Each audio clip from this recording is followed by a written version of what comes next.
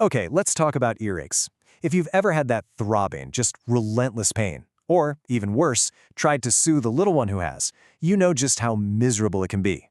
But have you ever wondered what's actually going on deep inside your ear to cause all that trouble? Well, today we're going to get a visual look at the science behind one of the most common infections out there. Yeah, it's so much more than just a simple ache. There's this whole biological drama, you could say, unfolding right behind the eardrum. So let's get a closer look, right? We're going to trace the chain of events that takes something as simple as a common cold and turns it into a full-blown, really painful ear infection. So the fancy medical term for this is otitis media. I know, it sounds super technical, but the idea is actually pretty simple. It's an infection of the middle ear. And the root of the whole problem, kind of the villain of our story here, is trapped fluid. You got to remember that, because that one little detail is the key to everything that happens next.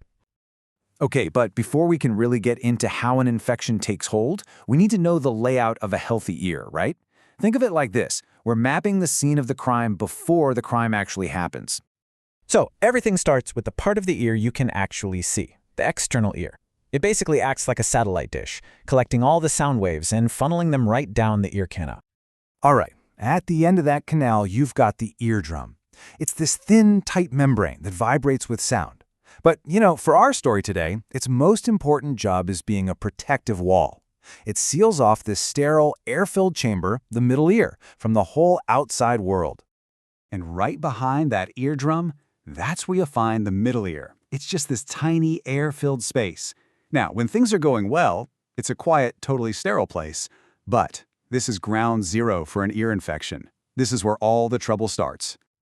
So the big question is, how does this peaceful, quiet, air-filled space turn into a painful, pressure cooker? Well, it's kind of like a three-act play, and it all kicks off with an invasion.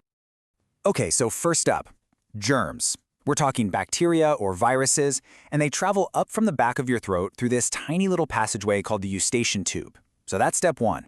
Then step two, that tube gets all swollen and blocked up, usually from a cold or allergies. Now this is the critical failure point.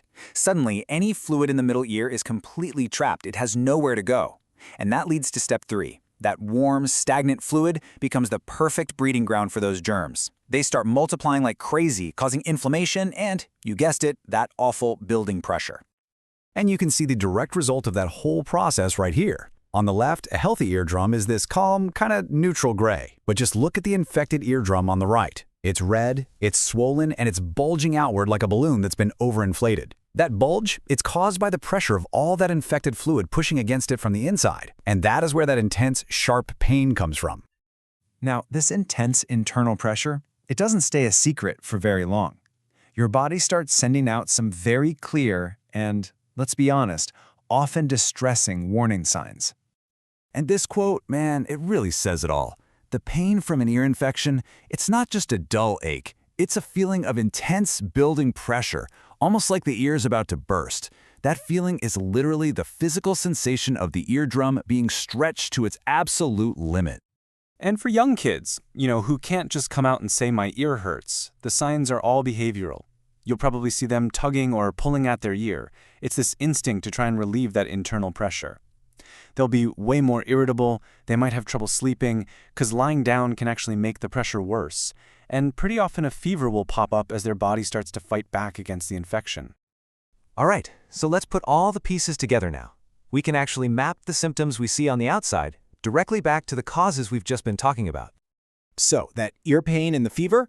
Well, that's just the body's alarm system going off, reacting to those invading germs. That feeling of fullness or like your hearing is muffled, that's a direct result of all that fluid building up because the eustachian tube is blocked.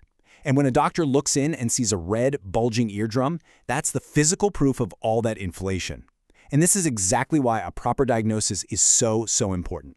It's not just about saying, yep, it's an infection. It's about figuring out if it's bacterial or viral, because that's what determines the right way to treat it. So now you can actually visualize it, right? You can see what's happening behind the scenes of an earache, the blockage, the fluid, the pressure. You've seen the science behind the symptoms. So the real question is, now that you know what to look for, what's the next step? Recognizing the signs is the first crucial part of the puzzle. But what you do next, well, that's the most important step of all.